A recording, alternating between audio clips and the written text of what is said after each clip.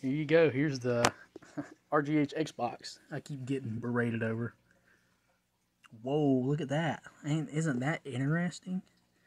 A big nice layer of dust all over the motherboard because it ain't been used.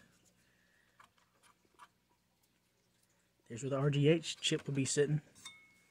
I guess it's not there. Whoa, crazy.